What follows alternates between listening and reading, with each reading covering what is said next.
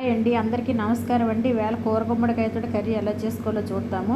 ఇది 2 రకాలు ఉంటాయండి. ఒకటేమో బూడిద గుమ్మడి ఉంటుంది, 2 కూర గుమ్మడి ఉంటుంది. మనకు కావాల్సింది ఏంటంటే కూర గుమ్మడికాయ అనమాట.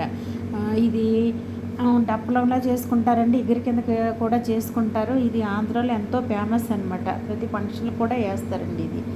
ముందుగా మనకు కావాల్సిన క్వాంటిటీ తెచ్చుకునండి. ఒక ½ కేజీ కానీ పావు కేజీ కానీ మీ ఇష్టం, సూపర్ మార్కెట్లో అమ్ముతారే తెచ్చుకునండి. మీడియం సైజు ముక్కల కింద కట్ చేసి పక్కన పెట్టుకోవాలి.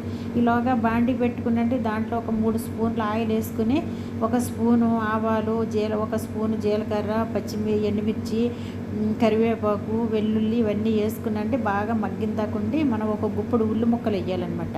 వేసాక దాంట్లో కొద్దిగా పసుపు, 6-7 పచ్చిమిర్చి వేసండి మగ్గనివ్వాలి. మగ్గనిచ్చి ఈలోగా మనం మీడియం సైజు ముక్కలు కింద కట్ చేసుకున్నాం కదండి, బూడిద గుమ్మడి మామూలు కూర గుమ్మడికాయ, అది దాంట్లో వేసండి బాగా మగ్గనివ్వాలన్నమాట. మగ్గనిచ్చి దాంట్లో అల్లం వెల్లుల్లి పేస్ట్ వేసుకునండి మగ్గనిచ్చి, దాంట్లో మనకి రుచికి సరిపడా సాల్ట్ వేసుకునండి, కొద్దిగా కారం, జీరా పౌడర్, ధనియాల పౌడరు, నువ్వుల పౌడరు వేసి బాగా మగ్గనివ్వాలన్నమాట. ఈ గుమ్మడి వల్ల ఉపయోగాలు ఏంటంటేనండి, మన జీర్ణక్రియని ఎంతో మెరుగుపరుస్తుందండి. మన గాల్ బ్లాడర్స్లోనూ కిడ్నీలో స్టోన్స్ ఉంటాయి కదా, అవి నివారిస్తాయండి.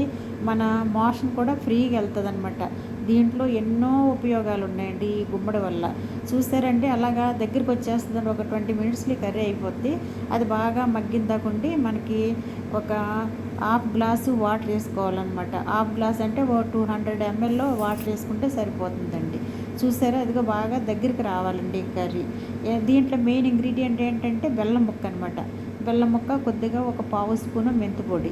ఈ బెల్లం ముక్క వేయటం వల్ల గుమ్మడికాయ కర్రీ టేస్టే మారిపోద్దండి. ఇది ఎంత టేస్టీగా ఉంటుందంటే మీరు కూడా ఒకసారి ట్రై చేయండి, అప్పుడు మీకే తెలుస్తుంది అనమాట. తర్వాత కొద్దిగా పైన కొత్తిమీర వేసుకునండి. మనం స్టవ్ ఆఫ్ చేసుకున్న సర్వింగ్ బౌల్లో సర్వ్ చేస్తే సరిపోద్ది. ఇది రైస్లోకి ఎంతో టేస్టీగా ఉంటుందండి. చూసారండి, అలా దగ్గరగా రావాలన్నమాట. మీకు నచ్చితే లైక్ చేయండి, షేర్ చేయండి, సబ్స్క్రైబ్ చేయండి, మర్చిపోవద్దండి.